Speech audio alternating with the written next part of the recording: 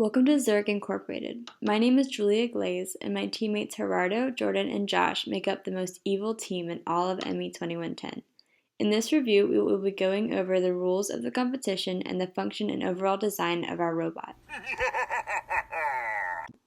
The competition arena consists of 4 different colored starting home zones, each with their own pizza planet marked by a red circle. In the middle, there is a rotating centerpiece consisting of a minivan at the top and 4 different colored moving van slots, which are each associated with a beacon of specific height. For this competition, there are 6 tasks set out for our robot to complete. The first of these is to simply launch the system, meaning that once the banana plugs are connected, the robot must move in some way, shape, or form. The next is to raise a rocket a minimum of 42 inches and a maximum of 100 inches from the competition floor.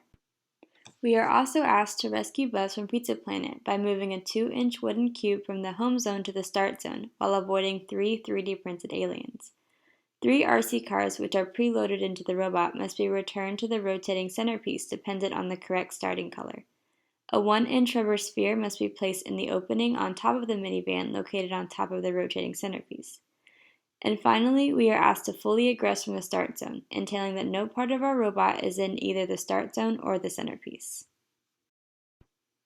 To compete, we had to abide by certain limitations. These included a budget of $100 for the entire robot, a limit of the available energy supplied to the robot, including 5 rubber bands, 5 mousetraps, and everything supplied to us in the mechatronics kit, a size limitation of 12 by 24 by 18 inches, and finally, an overall time limit of 7 minutes, consisting of a 3-minute setup time, a 40-second run time to complete the tasks, a 1-minute buffer period, and a 2-minute and 20-second takedown period. You and your friends are doomed!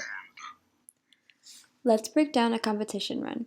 First, our robot will egress out of the start zone through the use of a wheel, axle, and gear system as shown here. The gears have a ratio of 1 to 1.5 in order to increase torque. Once the machine is in position, a long arm button placed at the front of the robot will activate by hitting the beacon corresponding with the initial starting color. Once this button is pressed, 4 other assemblies will initiate. The first of which shown here is the release of the RC cars through the use of a ramp and a solenoid. The second is a scissor lift intended to lift the rocket. This assembly employs the use of rubber bands between the members to reduce the energy needed to lift, as well as a gear ratio of 1 to 2 in order to ensure the motor has enough torque to accomplish this task.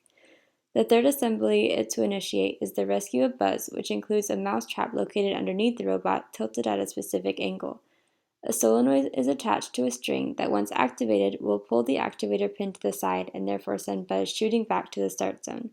The final sub-assembly to initiate is the toy arm. This assembly includes a long rotating arm which is attached at one end to a mousetrap and holds the toy at the other.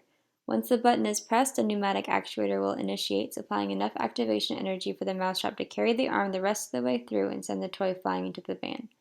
Finally, the robot will reverse for a second during the final seconds of the round so the toy arm is not above the van and no part of the robot is touching the centerpiece.